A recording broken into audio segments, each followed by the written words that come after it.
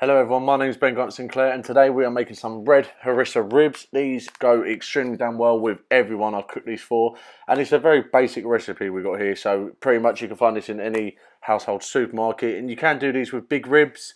I'm doing these with baby back ribs. I just think they just work out so much better for me personally, much more better flavour, they're more tender, and they literally fall apart in your mouth. So what we've got started going in the bowl, we've got about 50 grams of salt and sugar. I'm going to go about equal quantities. It might seem like a lot, but when the ribs cook down and everything, it breaks down, it works out just fine. Then we've got some thyme, some smoked paprika.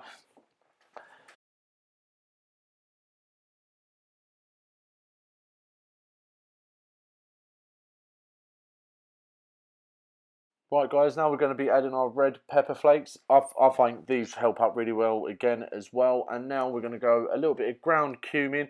I just think you spice it up a little bit as well, and it makes the flavours like settle out a little bit more as well. So then we're going to give that a really good mix up, and yeah, get them straight onto the ribs, and yeah, let them marinate. Obviously, if we can let them marinate overnight, guys, even better. You know, marination is key.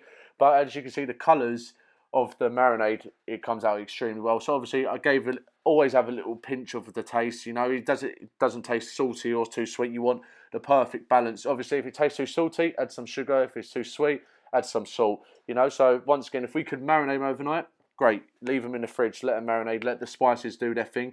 But if not, we can get them wrapped up, or we're going to get them straight into the oven, and that's what I done. And by the way, guys, just to let you know, the Harissa Paste is a North African spice.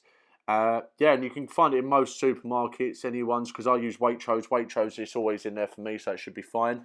But if you want me to do a barbecue rib recipe one, because I know some people more prefer barbecued, I think where I've had them so many times over the years now and I've made them, I get a bit bored of barbecued ribs. So if you do want a barbecued rib recipe, let me know in the comments, and yeah, enjoy the video.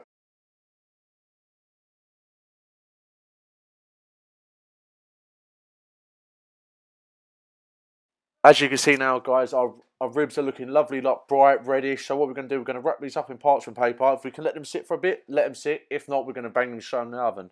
Right, guys, what we want to be doing now, we want to be wrapping our ribs very tightly in greaseproof paper or parchment paper. If you go tin foil, what's going to happen is the marinade is going to stick to it, and when you unwrap them, it's going to rip all the tin foil off, and it makes your life so much harder. So do make it easy, get greaseproof paper, and yeah, wrap them up nice and tight. Right guys, this is the time when I first pulled them out of the oven. So I actually put them in the oven at 160 to 170 for about 2 hours, really. Really nice, long and slow. And as you can see, the white bits there, that's actually the bones coming through. And by this point, you want the meat should be really, really soft. And it should, literally, you should be able to pinch it like I'm doing there with the tongs. And you can see that it just literally falls straight off the bone. There's no pressure there. And next, what we're going to do, we're going to get the marinade on. I'm going to explain that to you, and we're going to get it back in the oven for the final step. Right guys, now we're coming up for sort of, you could call it off, like our glaze, our final sort of marinating stage of the process. So first I've got a quite fair bit of honey in there. I can write down a recipe if you want, probably about say 50 grams of honey. Next I'm going to get my red Harissa Paste, which I buy from Waitrose. I actually really like this brand. If I'm ever going to get Harissa Paste, I'm always going to buy that sort of brand. Give it a good mix up, and then I'm going to give it a good base. I'm only going to do the top. I didn't actually record me doing the bottom. If you haven't got enough marinade for the bottom, it doesn't matter, because obviously most of the meat's on top of the bone. But we cover it all back up. I'm going to trim down the paper, and I get it back in the oven, save for another 15 minutes at 180, and then they're going to be final glaze, and then they're done. Just quickly, guys, I want to give another big, massive shout out to the Old Street Butchers for supplying my ribs. Make sure you go check them out. They're just down Buckersfield, Lower Queens Road. Speak to Jason, he'll sort you out. Right, guys, I did pull these out of the oven and just gave them another final glaze, and that was just with the leftover marinade that I've got left. And now I'm just going to carve them, and you can see they just fall right off the bone. I've got a really sharp knife, but you could probably do it with a spoon, to be honest with you. Yeah, this recipe is delicious. Everyone who tried these ribs absolutely loved them, and they was asking me actually to give them more, but it was my dinner, so I didn't want to give them any more.